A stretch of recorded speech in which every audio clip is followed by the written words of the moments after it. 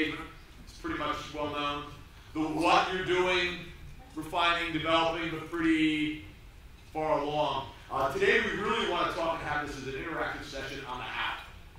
And we are fortunate to have Greg Baldwin here, who runs Volunteer Match, flown in from the Bay Area. That's not Newark Bay, that's the bay on the other side. Here to join us. Has been with Volunteer Match for a while. 98. Since 98, started as the Chief Imagination Officer. Today, Volunteer Match has grown to well over 100,000 nonprofits, 150 corporates that you all work with, and Greg's going to really lead us on a conversation and discussion about what's kind of working and how the group of Volunteer Match can make a difference. Its whole goal is how to enable, facilitate, expedite work in terms of employee engagement. Greg is a native of Syracuse, New York. Any Syracuse? Upstate? And graduate of Brown University. So, Greg, go get him. Thank you very much. We have one, okay. So you forgive me, I'm definitely not going to sit in the loneliest chair here. I'm just going to go down. We're trying to make this as interactive as possible. I just wanted to frame up a little bit. My start with volunteering, I think, is probably very similar to where a lot of you all are. I was the president of my National Honor Society in high school and had the responsibility of finding volunteer opportunity for 75 super smart kids that all wanted to do their own thing. On a Saturday, it could only be 4 hours and we had to change the world, right? And I remember what an epic failure I was at putting together a project like that. I was searching the yellow pages and asking my parents, like, where do you volunteer? Like, who needs the help? And in many ways, Volunteer Match is my response to the embarrassment of not really having found great places to get involved. And what for me was one of the problems was just knowing where the help is really needed, having visibility and access to the community, and having the communication tools to bring everybody together. And now, here it is, many, many years later, and we're so proud to see that conversations are no longer Volunteer Match or anybody really trying to convince companies that they should be more active or involved in the community, which is kind of where we started out. It's very much about supporting programs, understanding the real challenges, and if there's one thing I've learned over the last 15 years is that the work that you do is really, really hard. And it's hard because you have so many competing interests and priorities. You've got your corporate strategies, you've got your philanthropy strategies, you've got a talented team of employees, you've got different employee needs and desires, you've got all of you are working in different communities. There's not a one-size-fits-all solution. And today is, let's start with, there's not a silver bullet here. We're not going to find it in this room today, but let that be your mindfulness.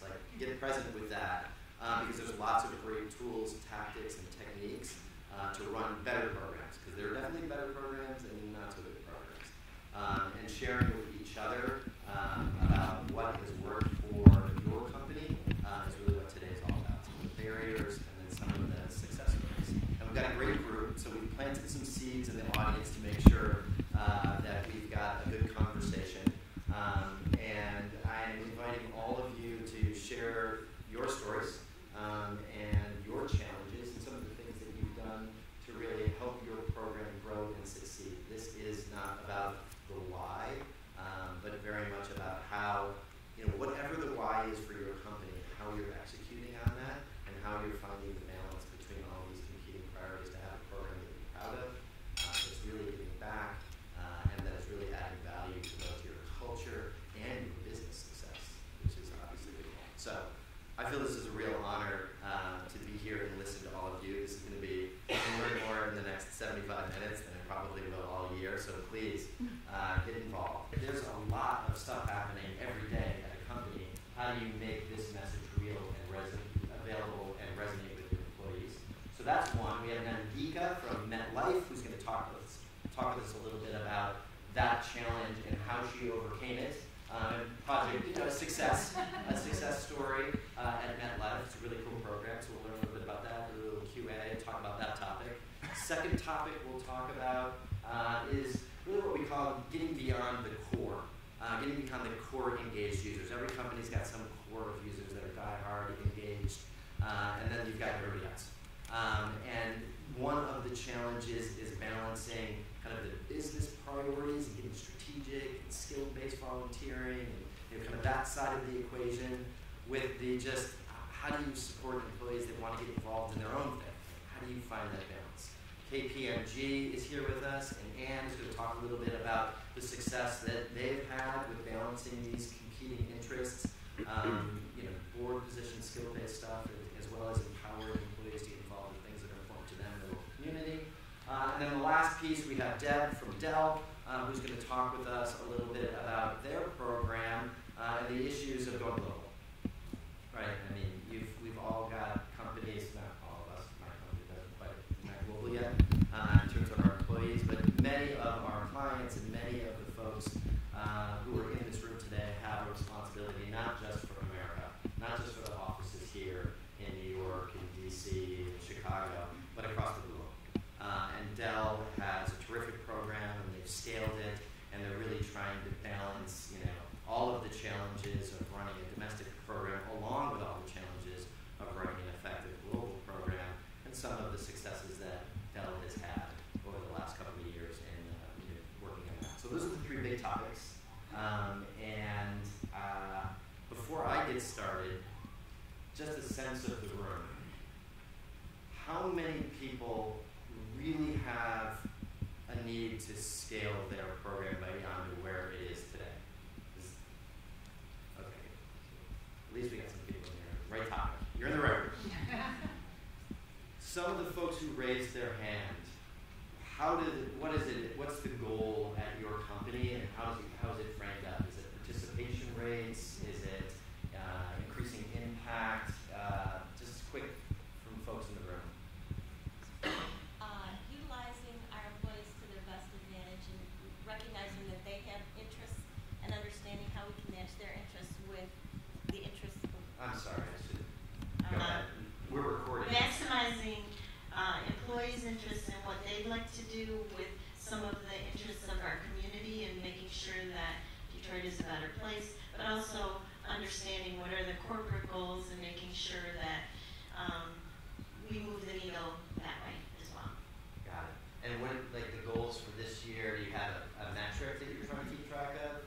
Hours or maybe organization served? Getting our arms wrapped around all of that and knowing that there are bits and pieces all around the company and trying to make sure that we engage the right employees, track what they're doing, and be able to measure it. Got it. Others in the room just want to, yeah, please. And it would be great if you tell us who you are and what company you're from. My name is Kristen Ortman, and I'm from Allstate. We combined our giving and volunteer campaign into 1 month this year and saw a great synergy between those two in terms of just bringing the timing and the execution together at the ground level. So we're looking to further that next year and even more engaged. And then also, we want to make sure that our international employees are engaged, so bringing in our operations teams in Northern Ireland and India. Great. Good morning, everyone. My name is Noy Ladara. I'm from UPS Foundation. And one of our goals with the UPS that was announced by our CEO, David Appy, was a goal of 20 million volunteer hours by the year of 2020. Wow. So with that this is very involving, and also we have a Global Volunteer Month in the month of October that is around the globe. We encourage our employees to plan their signature programs and volunteers, get out there and engage, and we do measure that. We make sure that the numbers of projects are being volunteered, also the number of employees and friends are involved, including our retirees, of course. Thank you. That's great. 20, you said 20 million. 20 million hours by 2020. Correct. Wow. All right, we need help you, Tim. All right. Thank you. Hi, Jennifer Edwards from the G Foundation, and I'm curious to learn from others, getting beyond the metrics of hours, number of volunteers, projects. How are you all measuring impact to the brand? So impact back to the company, selection back to the company, and to the brand.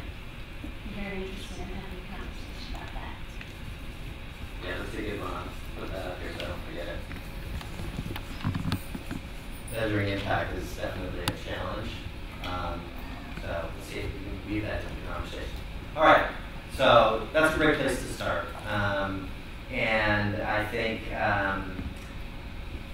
all of those challenges, let's just start with communication. Nandita has been kind enough to prepare some remarks. And really the challenge that I think we're going to talk about in this first segment is the communication challenge. You know it. I mean, I have a company of 40, and organizing anything at the office to get people's attention is enormously difficult. People are distracted by a million other things, engagements, philanthropy. How do you break through? What are some of the tips and techniques for grabbing their attention? And I think this MetLife, the program that you've run, really, I think you'll hear from it that it really tried to resonate around key stories, do some really exciting things to get the employees' attention and make it a real success. So, Nandita, please. Thank you. Great. Hey, hi everyone. I'm going to start with a little story. Can you hear me all? I mean, it's tough. We're just recording. Oh, it's recording. Yeah. So it's all the internet users. Yeah, simulcast. Fine. So I wanted to start by telling you a little story. It's not every day that I get to go to work dressed in a sari. I am today. It's a very interesting little social campaign that was started by 2 women in India. And it was called the 100 Sari Pact. They did a little hashtag, they put it up on their Facebook pages, they invited a few friends to come and join. And the idea behind it was to revive the art of wearing saris so that it's not just something you wear for special occasions, and also to, in the process, keep the whole weaving industry in India alive, because this is all handmade, it's millions and hundreds of years old, tradition, beautiful colors, and that was kind of just the basic reason for bringing this all together. Fast forward 3 months, friends on Facebook told other friends, oh, this is so cool, you must do this. You don't have to wear 100 saris, but wear a few. Tell the story about what that sari means to you. Where did you get it? What was the whole history behind it? Where did it come from in India? And now it's been written up in the Huffington Post. They have a whole Facebook page. They've been interviewed by the media. And basically, the basic tenets of this whole mini campaign, which is now becoming a huge social movement, especially in India, is it was simple, it was actionable, so it was very easy to do, and it was very easy to get people, it appealed to people's heartstrings, it spoke to your heart and to your emotion. So I think at the heart of, and I'm not speaking for everybody, but for me, at the heart of what I feel are the strongest things we can do as communicators is primarily tell that story, right? I mean, whatever that story is, however boring that story is, and I know what boring is because I work for a financial services company, and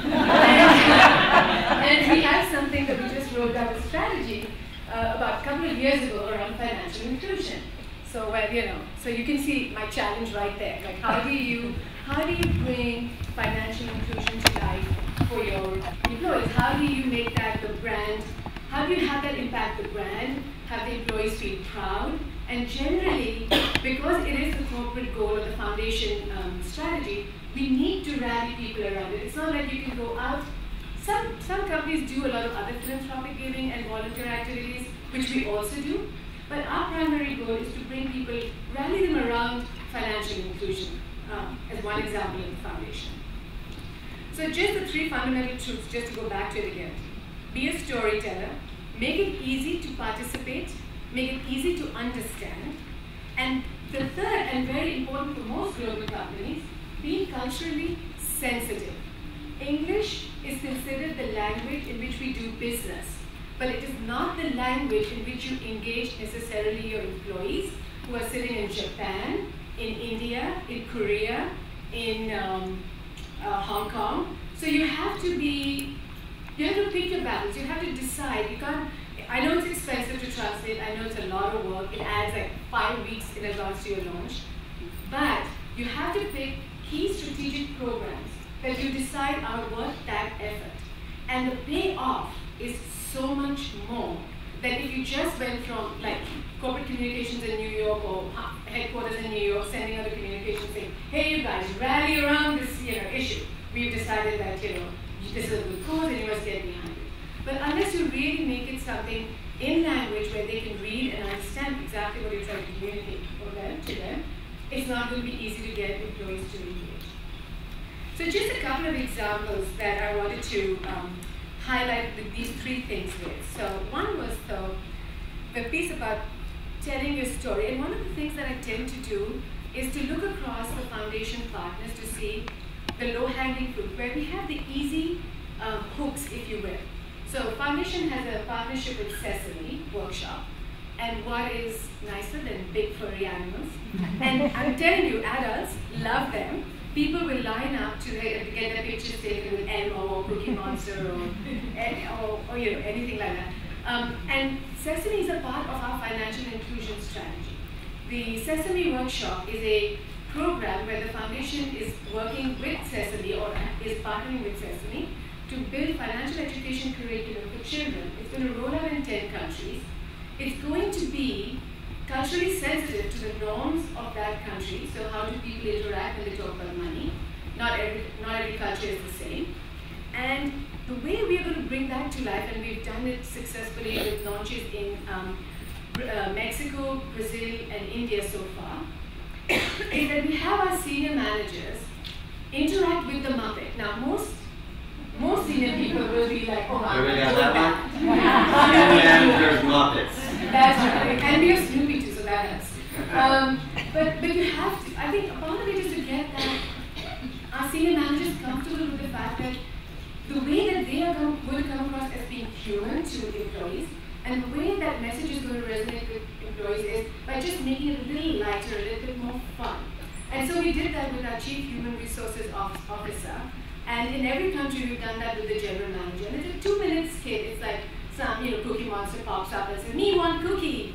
And the general manager is like, "Oh, no, we have to wait a little bit. Let's finish this event. And we have to talk about needs versus what do you really need that cookie? Or do you want that cookie?" So, it's interesting ways of bringing to life content which may not necessarily be something that, at least as adults, we would, maybe the kids do the needs and wants, but not at the Sesame Workshop level. It's not content, that's what our adult focus. So look for those partnerships where you have that the assets that you can leverage. And most organizations, most of your nonprofit partners will have something which will allow you to tell that story. Which takes me to the second one, which is financial inclusion. So how do we define financial inclusion? How do we bring it to life for our employees? So we went to our partners and we said, give us stories of your clients that speak to where they were and how have they advanced to where they are now. We know 500 million people live on less than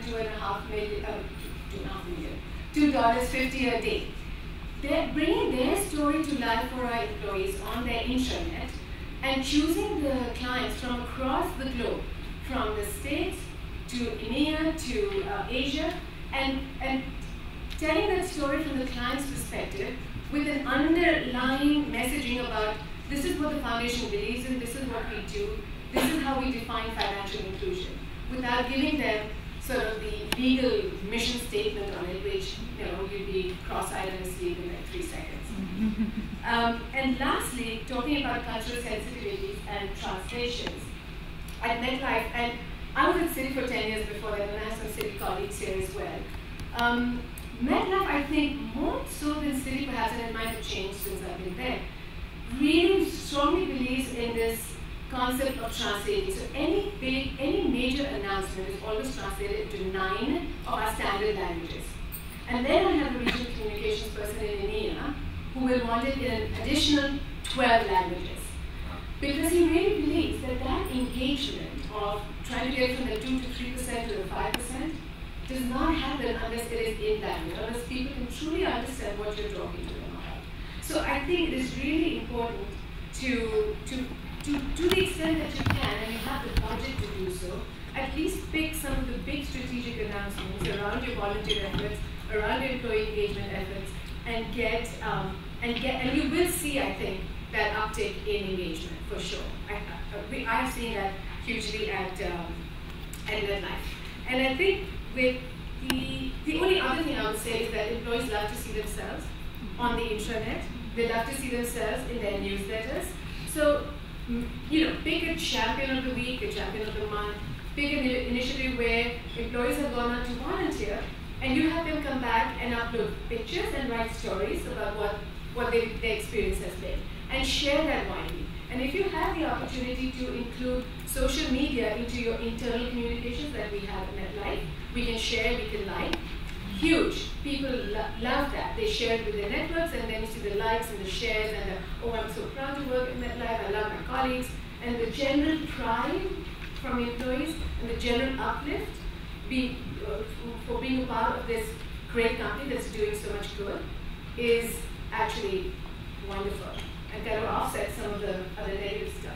So a couple of just quick questions. Social media, are you guys using Twitter and Facebook and LinkedIn? So it's interesting, actually that's an interesting question, because we just launched something called the Financial Inclusion Challenge with the Wall Street Journal. Right. And like most big companies, legal is the bane of everyone's life.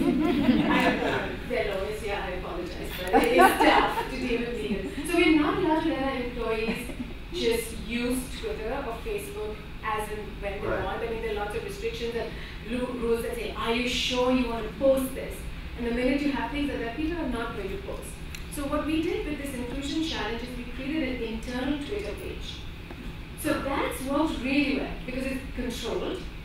It has the impression of Twitter, because it's quick sound bites, you have the blue bird or whatever.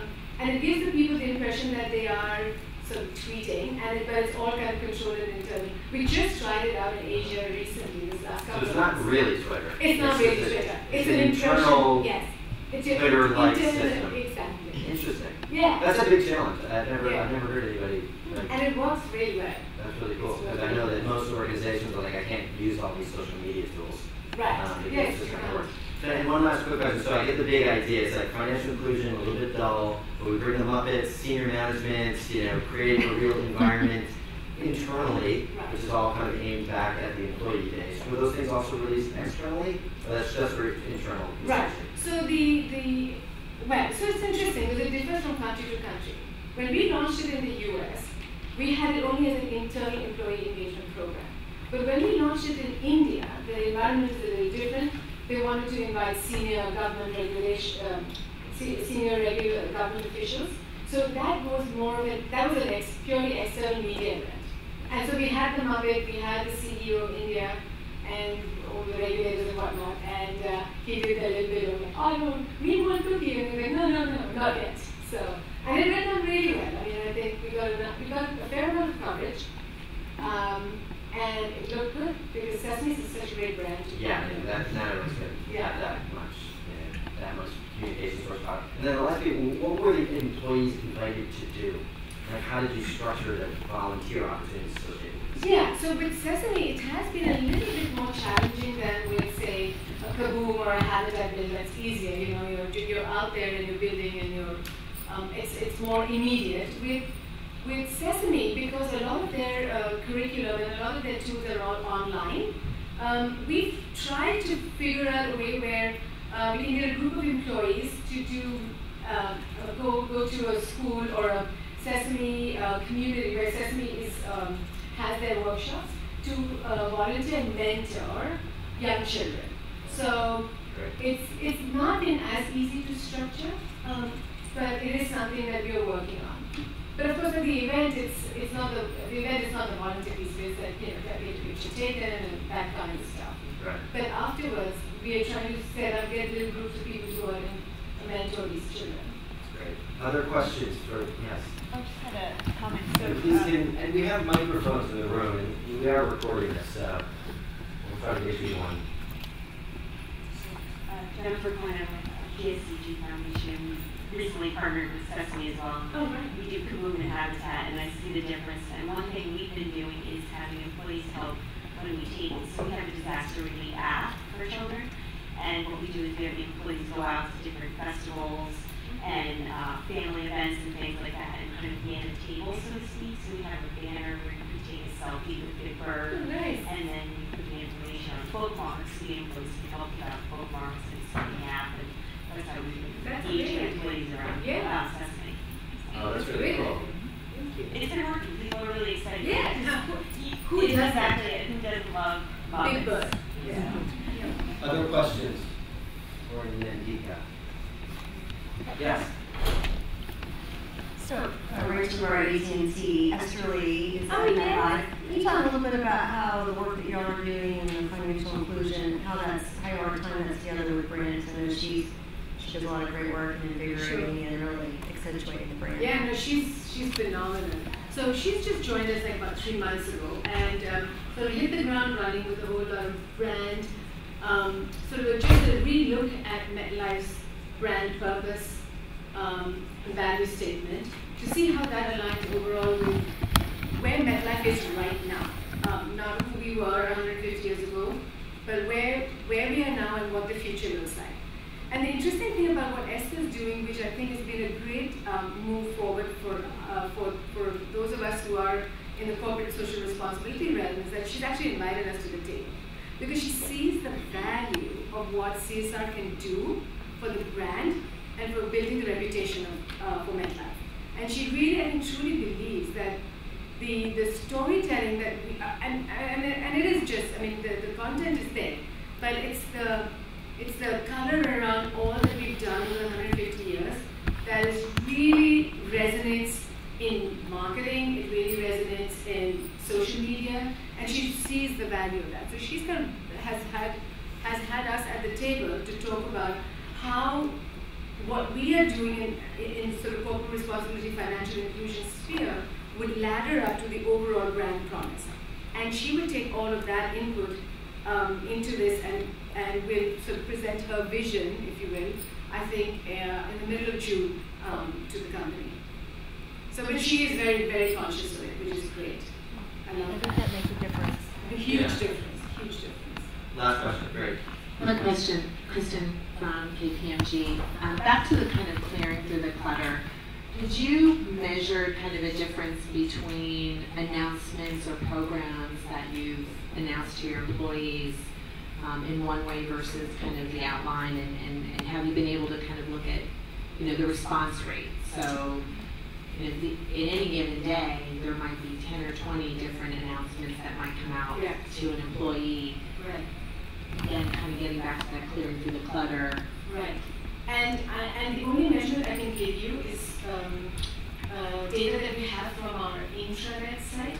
So we have this intranet site which has this whole news channel on it. And because we have the social features and the ability to have comments at the bottom, we can actually track the likes and shares on each article that's posted.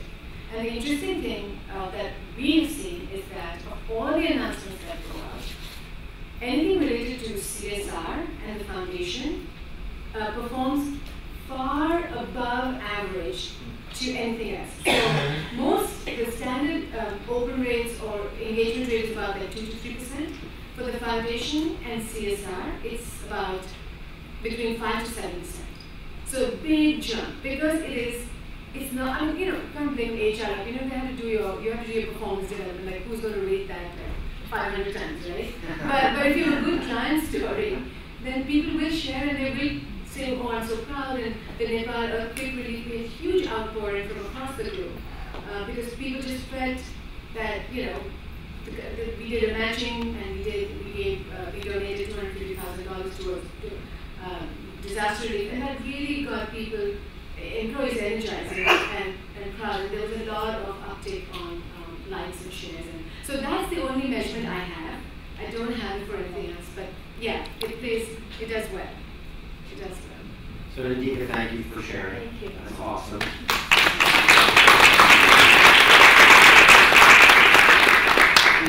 There are 3 things about the story that I really take away from it. First, sometimes there can be a reluctance to really align around a signature issue area at a company for fear that the employees won't all have that same signature kind of interest in that particular issue area. And that's true, but you can see that if you have fun with it and you invest in communication, you can take something that is strategically aligned with the company and might not be like kind of at first glance a real winner with it, with the team. that with a little bit of communications horsepower, you can really make it work. And many programs, I think, miss that and don't. Sometimes they don't have budget, but it costs a lot of money to do a 2-minute video with the Disney characters. That's a big investment, but you can see how much different it is than a blurb that goes out in the newsletter that's come to the waterfront. That is a big investment. I think the other thing that really resonated with me was the use of social media inside the company and how you're using a private label social media tool to engage folks and kind of mimic what's happening in the outside world, but within the company, which I know is a big challenge for a lot of companies, that everybody sees that's how the world is working, but in your office, everyone's using Facebook, LinkedIn, and Twitter. That's we see that with many of our clients, that just can't happen. So that's great, so thank you. So let's switch gears a little bit now and talk about really what we're going to call kind of extending beyond the core group of volunteers. One of the trends that we've seen over the last 10 years is that as programs, and I think we see it in the data, in the CECP data, that companies are more and more interested in skilled volunteering and pro bono. It's been a big topic. But if you're at a company that's been trying to do it, you know that there's a couple of challenges there. It's A, how do you create a framework for connecting those talents to the real world opportunities and needs in the community. And then what do you do about other folks in the company? Do you say you can't do this other type of volunteering, you are only going to do pro bono and skilled? Or are you going to meet them where they are, and how do you balance those two priorities for a company? So we've got KPMG, they run a great program. They've got a signature program, around board placement and skill development we'll talk about, and also a program that really invites kind of more grassroots engagement with ambassadors and champions throughout the organization. So Anne, please. Our focus on not-for-profit board service comes from is that really we are leaders in the capital markets, building trust, and that this is very much in line with who we are, and provides a wonderful opportunity for all of our people, but the focus is really on the higher levels, the leadership levels, partners and managing directors within KPMG. And we want them to be participating in not-for-profit board service. We want this because A, it's good for the community and good for the organizations that are being served. Our people have skills and experiences that can add capacity and help drive purpose at not-for-profit organizations. It's good for our people. It's a leadership development for them. It's an opportunity for them to understand governance and participate in governance, which is very important.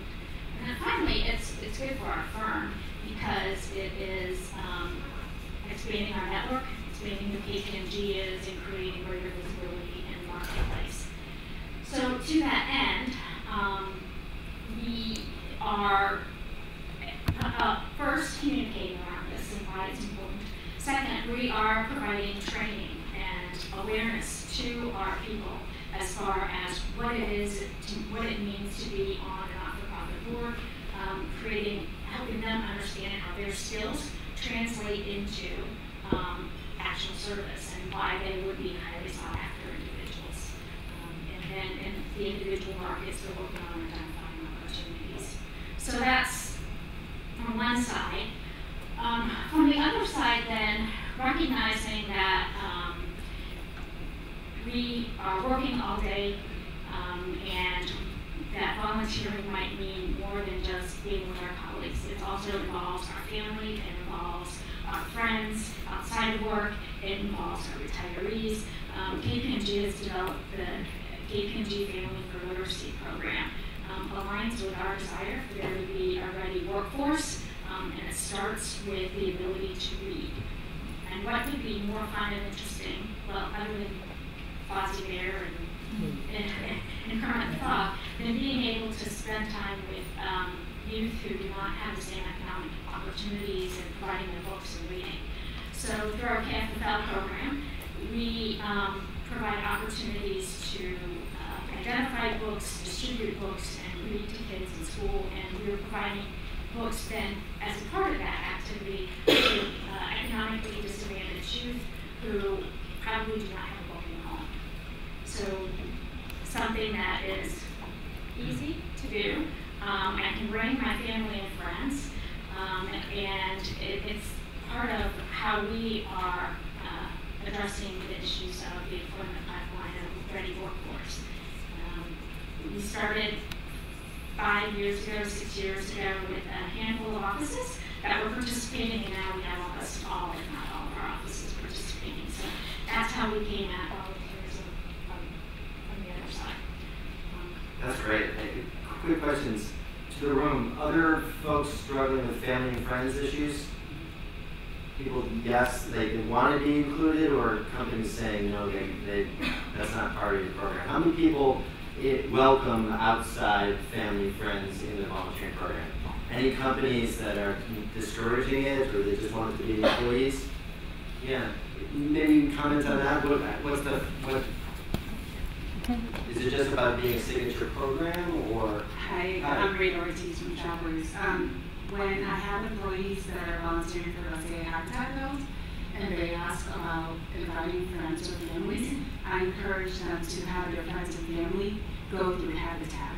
Because our employees are covered if they're doing it during work time with workman's comp, and friends and families wouldn't be. So they would be volunteers of the organization, not through Travelers. Interesting. So it's not a no. Yeah, I see. Yeah.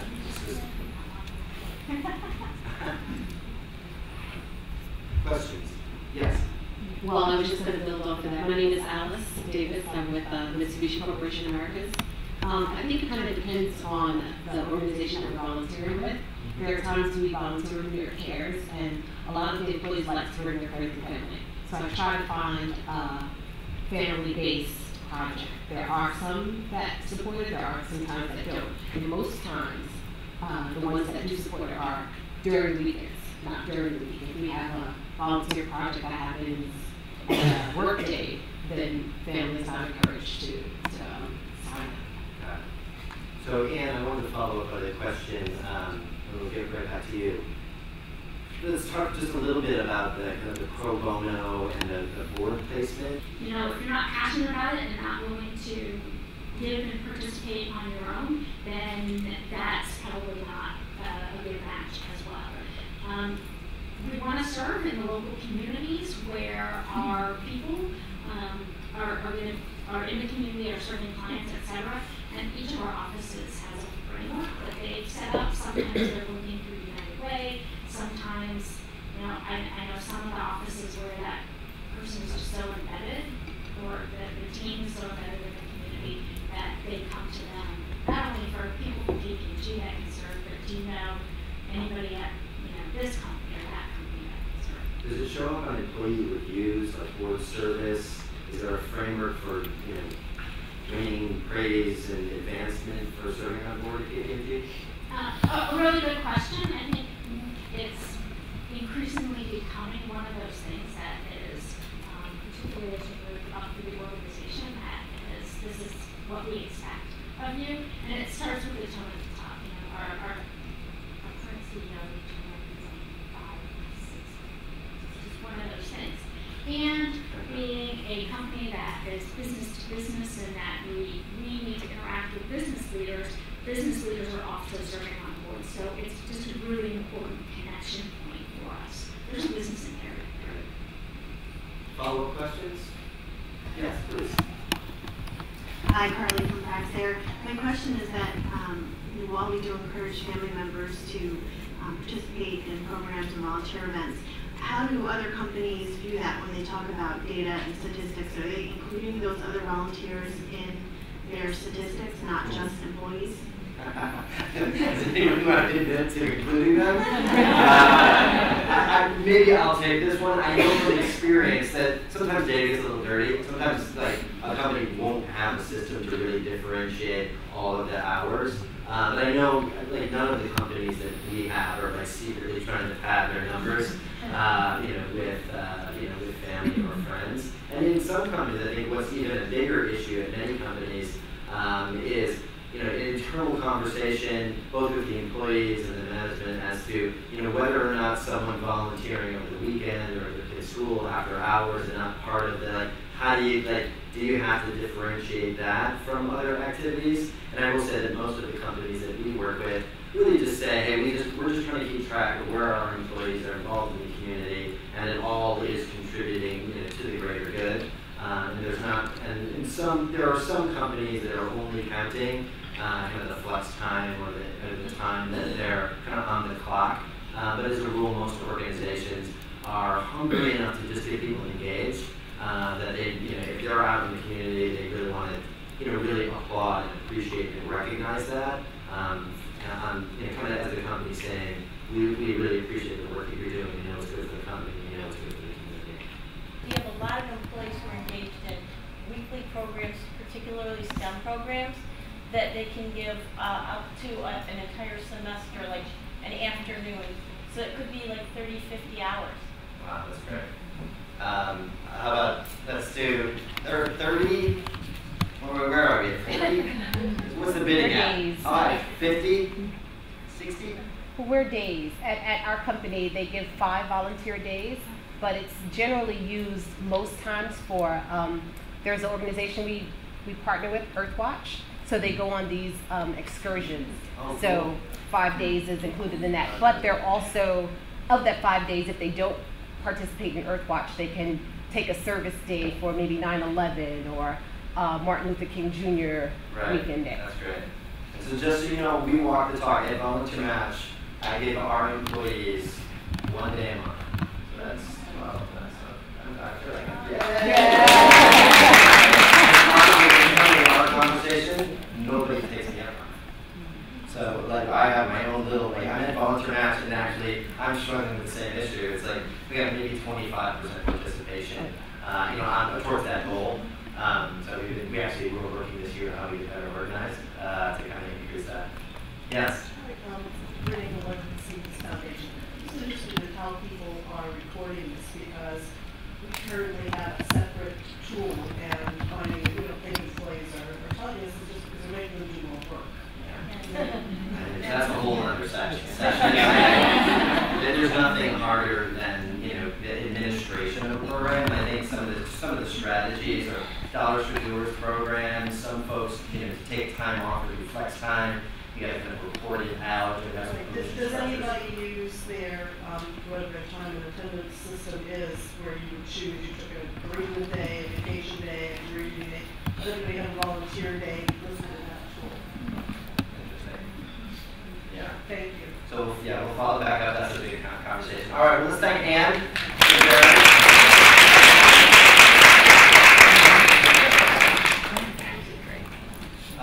So last topic, international. Big topic, how do you scale globally? And Deb has been working at Dell, and they've had some real successes over the last 4 or 5 years. I've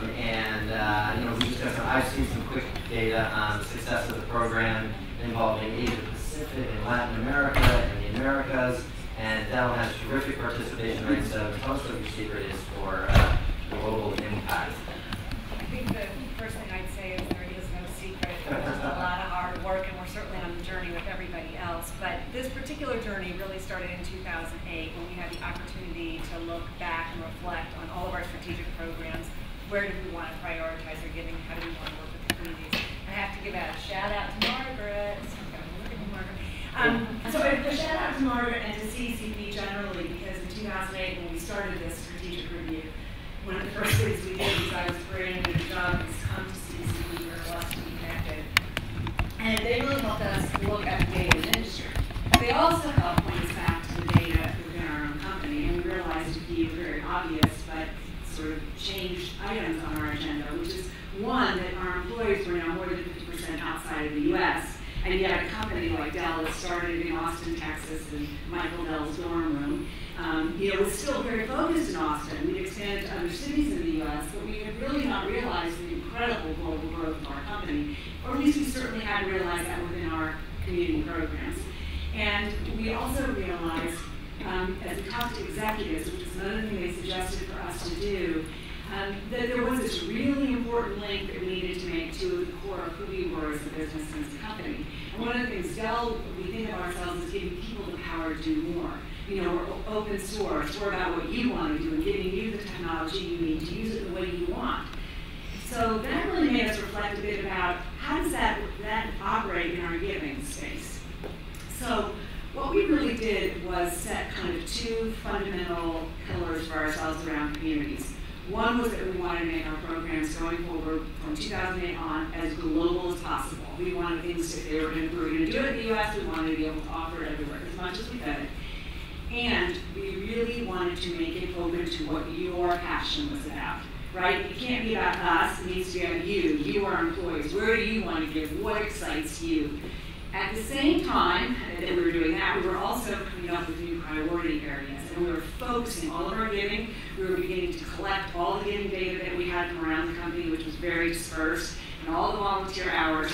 So we set very clear strategic programs around youth learning and around children's cancer. And we really try to engage people in what we care about. And we tell stories a lot about what we care about.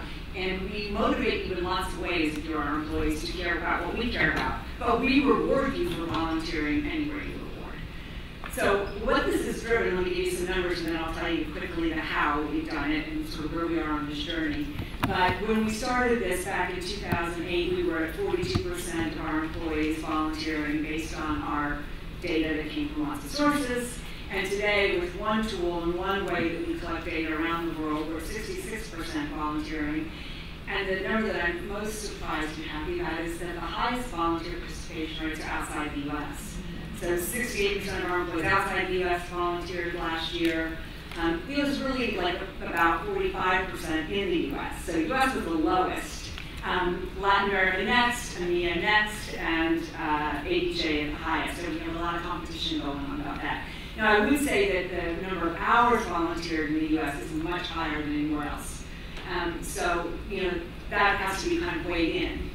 The other thing is, we now know that of that 66%, excuse me, volunteer participation rate, over half those folks are using skills in their volunteering. So we do track, is it pro bono, is it skills-based? And we've really encouraged that along the way. And the other thing is that we have about 45% now of our employees having given time to one of our strategic partners. So, and that has been a huge work. There's some folks in this room who have been part of our program. You know, we've really struggled as we made it really open to get people to come back to us and not get to animals. I love dogs, I have 5. But gosh, people get to animals. And so, and, you know, and all sorts of other wonderful things that, of course, we love, but we really want them to engage with the learning program, too. So, sort of the main ways we set about doing this, one was we did put in place a single place for people to find volunteer opportunities, which is so key, to track their hours, to give, and to tell stories. And be able to post stories, and us to be able to communicate with them and to be able to track that question about tracking. And now we can see that when we post something or when we send an email out, we can see how many people hit the site. We can also see, because you have to sign up, so our site is very social media looking in its feel, and you have to create a profile page. So we can also see how much are we reaching out to new people, because we have the problem that everyone has, which is, you know, there's 20% of people who are all gung ho, and then there's everybody else. And because we already had the 20%, it was about getting everybody else. We do also, because of that site, are able to reward people for participating. And so we do something sort of an alteration on a sort of a Dollars for Doers program, which is what we call our cause cards of recognition, where any employee volunteers 10 hours or more, we give them $150 to give to the charity of their choice. That's something we've been doing for a number of years, and now we have all sorts of offshoots on that, all sorts of different ways we can run campaigns to entice people to do things we would love for them to do, and let them give back. And when they give back, they can give anywhere they want. And to that question about this tool is a separate tracking tool, so we do have that heartache of trying to get people to go to it. But it's easily found on our website, and it's now also growing to include everything around corporate social responsibility. So our ERGs, our employee resource groups, our affinity groups are in there, and they are huge drivers of community service at Dell. We're about to launch a sustainability platform, which we're really excited about, where you can track things related to how you're saving water and doing other things around sustainability. So we tried to make it sort of the core of all of our CSR. So that's the piece around the tool. The other thing that we really did that was really critical, and I think everyone does, but I think we've taken it to a new level, and it's really helped us in the last couple of years, is a bit about governance and about structure. So we do have a global giving council. We don't have a foundation anymore. We've closed it. But we sort of mimicked the foundation board with a giving council, which is top leadership reporting to Michael from around the world, with the chairman of every region, Asia, LATAM, EMEA, on the council. And boy, that really makes a big difference because they bring a global view inside to Dell that we don't always hear. Even as much as we've been trying as a company to work globally, we can still tend to be U.S.-centric because we sit here. So that's really helped the hearing. But in the last few years, we've also added regional giving councils. And so every region has a council. It's made up of most of the site leads and country leaders from that region. So that spurs a lot of debate and a lot of competition and a lot of sharing, which has been really helpful. And now we have community ambassadors and NGO champions. We have a champion next to every one of our strategic partners. And so we have this huge group of people. It's over 2,000 folks now out of about 100,000 employees that are very engaged on a regular basis with us and who make this program live, because our team is 3 people trying to manage this for the world. We couldn't possibly do it if we didn't have all those volunteers. So that's been a really big piece of it. And then I guess the third thing I want to mention, because let me go back to that open component. I don't know if I was clear, but when I say that we're open, not only are we open to whatever charity you might be interested in, but we also no longer run a campaign. In 2008, we sort of shut down the campaign. We started a 3-month campaign period that connected learning about our charities, so awareness, to then volunteering, to then giving, and that was fabulous, except we flooded the nonprofits that we worked with in that 3-month period, and then we ignored them the rest of the year. Not entirely, but that was their feedback to us. So we moved to this year-round giving. We still encourage leaders to offer team building kinds of things and volunteer in the communities. But what we got is some feedback was that without a campaign, while people loved it being open year-round, there was no incentive, like there was no rallying cry.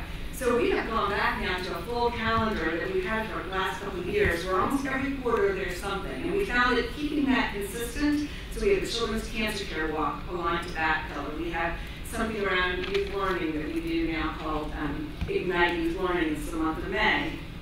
And so I think having people rally around these various events has really helped us a great deal. And this year we tried something really different and new that I don't know if anyone else has tried, but so far it's working pretty good, which is we're doing a online community fair. So in the old days, Doug used to do the thing in the cafeteria where we invited our nonprofit partners in, employees would come in and visit with them. That was a huge hit. When we stopped it in 2008, people didn't like us very much. But we just couldn't manage it when everything was so dispersed, and it wasn't really a good use of resources.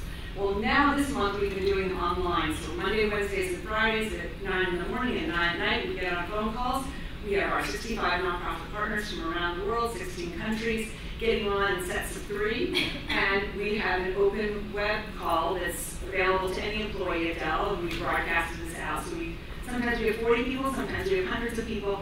They're all recorded, and the nonprofits share what they're doing. So this is the way we're encouraging people to hear about what's going on around the world and engage with our partners. Well, of course, we love for them to engage with any partner. That was great. Just a quick question. You talked about having a signature program, but also being open to people doing what they want. Like, how does that sound when it gets communicated? Because they sound like they're kind of at odds with each other. When you communicate, like, which comes first? I think what comes first is we want you to get engaged. We want engagement. Right. And we have these wonderful partners over here.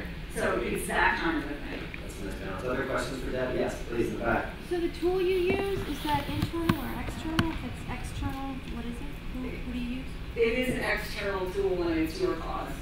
Your cause? Yes. Yes. I guess enough. Maybe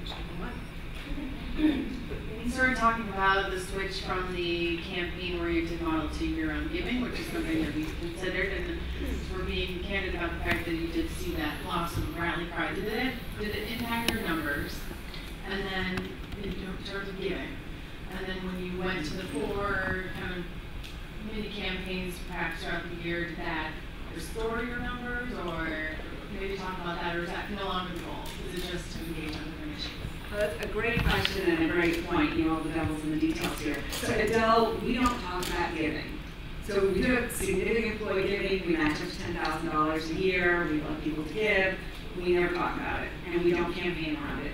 Because we also thought at that point, kind of made a strategic decision, that people will give if they get to know a nonprofit and they feel so moved. But that if we ask people to give, it's sort of an intrusion, and that's sort of their place. So our giving dollars actually have stayed pretty consistent, and we also, by the way, match our giving to any nonprofit organization. We used to even include religious organizations, we don't anymore, trying to ensure some discrimination things across the globe, because I can get kind of sticky. The other thing too is, to the global piece of this, unfortunately we don't have as large a number of nonprofits available for employees to give to outside the U.S. as we do in the U.S. In the U.S., you know, there's a zillion, and outside it's limited, but we've been working on that over all these years, and we're probably up to about 1,000. We use Global Giving and now Silicon Valley Community Foundation to help us grow that piece. But the volunteering, no, it did not decrease. But if I were to do it again, I would be open and right from the get-go, I think, if I could figure out how to do that. I hadn't thought of that, but if I could, I think I would do both, because I do think we lost a little steam from people who missed that. And we still have people who wear their t-shirts from 2007. Yeah, 2 more questions? Great. In the back. I'm sorry, right back there? Right behind you. Sorry. Hi, Emma Gordon-Reed from Broadridge Financial. We're also a B2B global company. My question is more around the launch of your regional councils. So we too have just survived the launch of 12 volunteer councils as our Tier 1 strategy in 4 countries, 12 cities, but haven't necessarily filled them with the leadership level. They are certainly part of that council, but not at the leadership level. It sounds as if you're saying that your regional councils were really the leaders of the organization in those regions. And so my question is about how you balance wanting the wonderful associates and employees at different levels, but wrong with the leaders at that council level. Yeah, that's adjusted over time, and we're in an interesting space. In the beginning, most of the people we invited onto the regional councils when we started them were our leaders by country or by site. So what we had is in the U.S. we have many sites. In many other places we have country leads, and we invited those folks who helped us make a decision around granting onto these regional councils. But we have found that when we can highlight employee stories and when employees be able to talk about what they're doing at the site and share best practices in front of the regional councils, that really entices employees. There's no better motivator for employees, at least I think that we found, more than giving them opportunity to showcase their leadership ability and what they've done. So now we've been inviting them in, and we've really turned our councils in this past year really to be about employee engagement. And we don't really vet our grants there. We have sort of a separate process. They're a part of it, and they might facilitate who we consider for a grant. But it's really about showcasing best practice and looking at all that data that we can now track through that tool around engagement. Great. So we're running out of time, so I want to say